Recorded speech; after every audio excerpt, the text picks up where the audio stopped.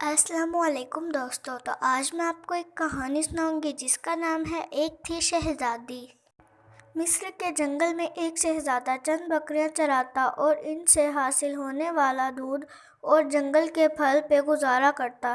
وہ تھا شہزادہ، مگر نہ تو اس کی شاہوں والا غرور تھا اور نہ ہی وہ جاہ و جلال تھا۔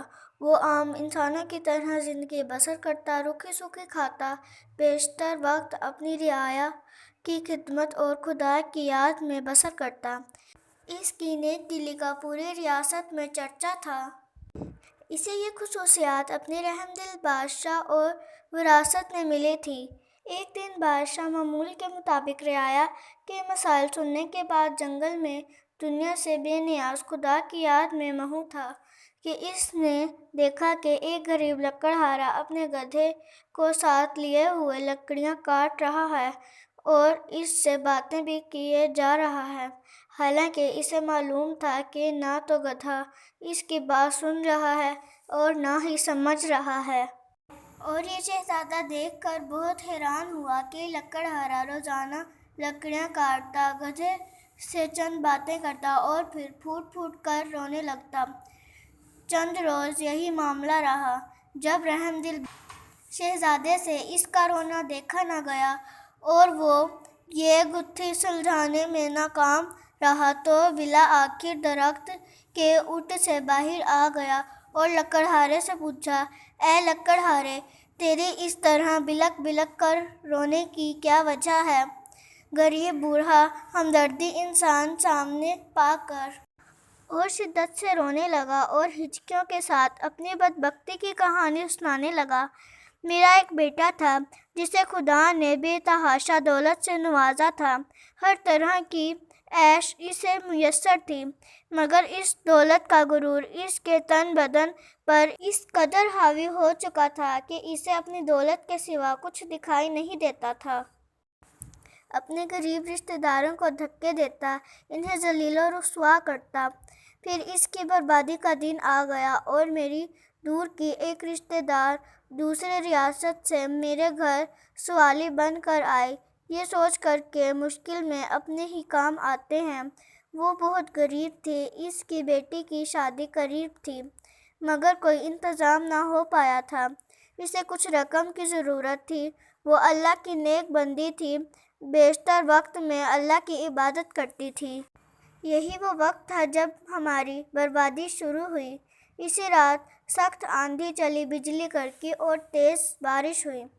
میں اور میرا بیٹا اپنے نرم بستر پر میٹھی نیند سو رہے تھے اور وہ عورت پوری رات ہمارے دروازے سے لگی روتی رہی۔ شدید طوفان اور رات کے گھنے اندھیرے میں دوسری ریاست واپس جانا اس کے لیے ممکن نہ تھا۔ وہ ضعیف عورت پوری رات اس طوفان کا مقابلہ کرتی رہی اور میرے بیٹے کو رحم نہیں آیا۔ صبح جب میری آنکھ کھلی تو مجھ پر قیامت ٹوٹ پڑی۔ میرا بیٹا گدھے کی صورت اختیار کر چکا تھا۔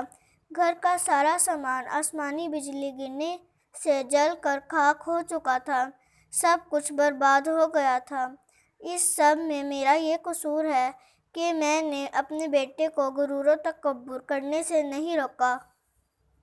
اور اب یہ عالم ہے کہ میں جنگل سے لکڑیاں کاٹتا ہوں اور اپنے ہی بیٹے پہ لاد کر بیچنے لے جاتا ہوں، اور اسی سے ہم باپ بیٹے کا گزارا چلتا ہے۔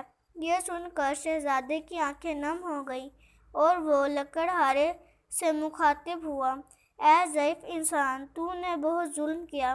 بے شک برائی پر خاموش رہنا اور اسے نہ روکنا اس کا ساتھ دینے کے مترادف ہے۔ تو نے اپنے بیٹے کو برائی سے نہ روکا، مجھے تیری حالت پر افسوس ہے۔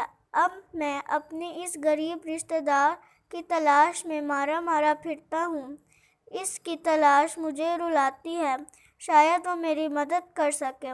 وہ مجھے مل جائے، میں اس سے معافی مانگوں گا، شاید میرے گناہوں کا ازالہ ہو سکے، مگر افسوس وہ مجھے کہیں نہیں ملتی۔ یہ کہہ کر لکڑہارا رونے لگا۔ شہزادے نے اس کے آنسو پوچھتے ہوئے کہا، تو اپنے گناہوں کی معافی اللہ سے مانگ، وہ بہت رحیم ہے۔